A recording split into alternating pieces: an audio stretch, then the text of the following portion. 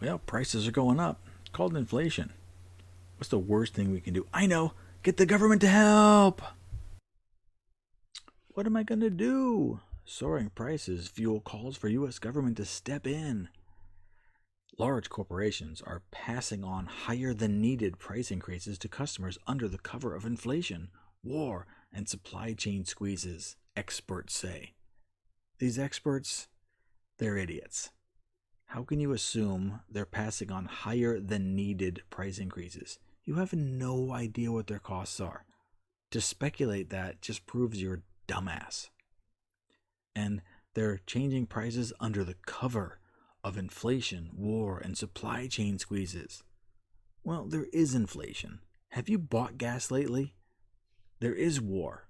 Have you watched the news lately? And there are supply chain squeezes. Have you seen empty shelves lately? See, don't trust your own lying eyes. Believe the experts. So, outside a Dollar Tree in Detroit, Latasha Holmes lamented the rising cost of toilet paper, beverages, food, and other items she had just purchased. The price increases, she said, were forcing her to choose among necessities for her and her 4 kids. What am I going to do? Prices are up everywhere, all over town, she said. I can't afford everything. Well, of course you can't afford everything. No one can afford everything. I know what she's going at, but it's just a dumb way to say it.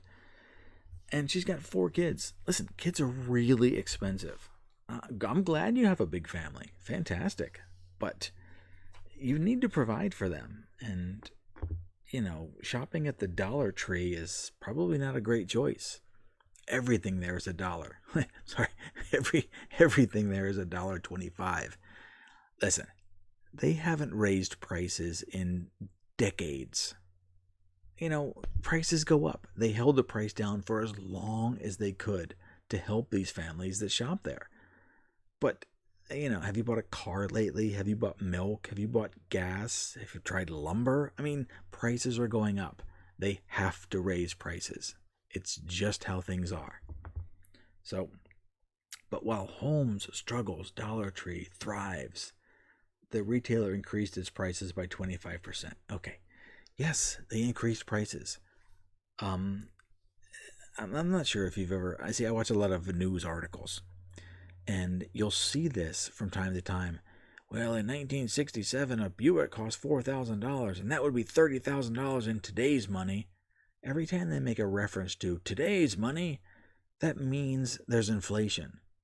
Our government, the Federal Reserve in particular, prints money like crazy. Prices go up, the value of the dollar goes down. That's just the way this system is set up. Sorry, if you haven't heard this before, big news shocker. So, I want to keep this really short.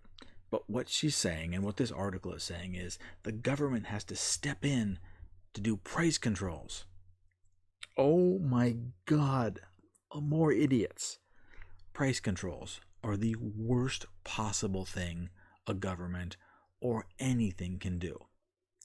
That's when the government steps in and says, you can't sell your product for more than X number of dollars. And then they make up some arbitrary random number from someone who has no experience in the business, but they're really good at being a government employee, so now they get to control all the prices. For example, during hurricanes, Hurricane Katrina was a big one, okay, down in, where was that, Louisiana? You couldn't sell water because they called it price gouging. This is a tired argument that's very easy to debunk.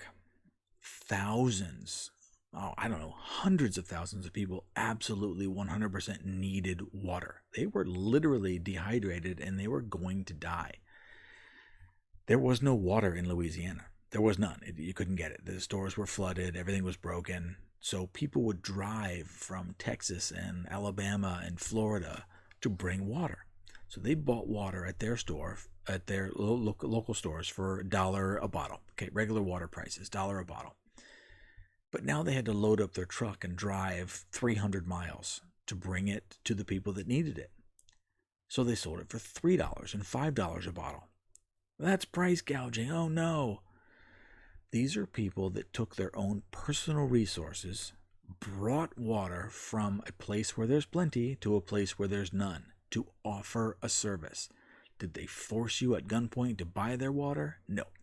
They just wanted to break even, cover their costs, and provide water. That's a risk. That's a risk that capitalists do. But the government says, no, price gouging. You can't sell your water for $3. So they stopped selling water. No one brought water. And hundreds of people died from dehydration because you weren't allowed to bring water in. But don't worry, the FEMA was going to come and bring water 9 days later. You see how price controls work? And the same thing goes for, now I own a small business. I actually make things to sell. So for the purpose of this discussion, let's pretend I make sweaters. Okay? And I sell them for $20 a piece. They're hand-knit, gorgeous sweaters that I pretend make. Now I spend $5 in yarn.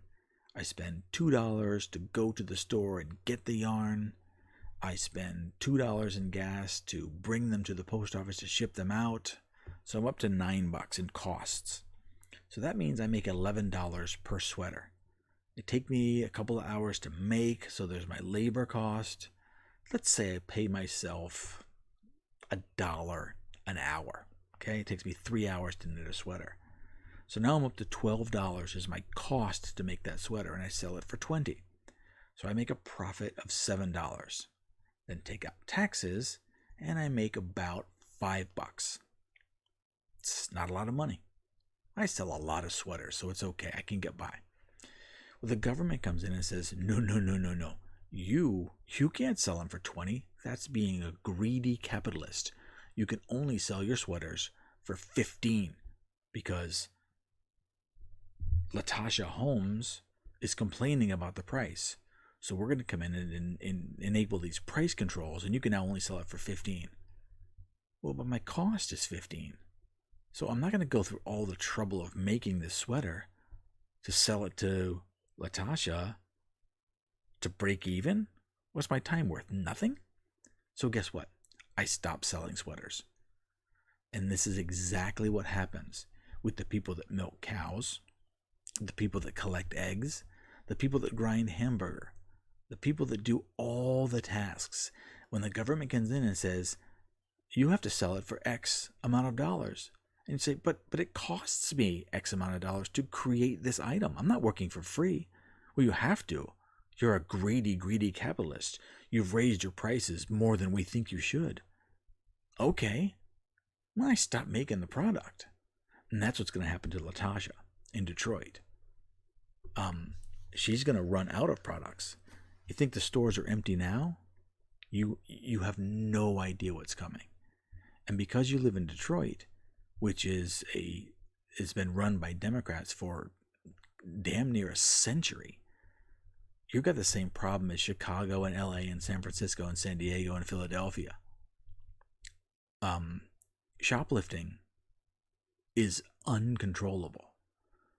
So wait till the dollar store starts getting shoplifted for under $500 or whatever your arbitrary cutoff is, and they can't press charges.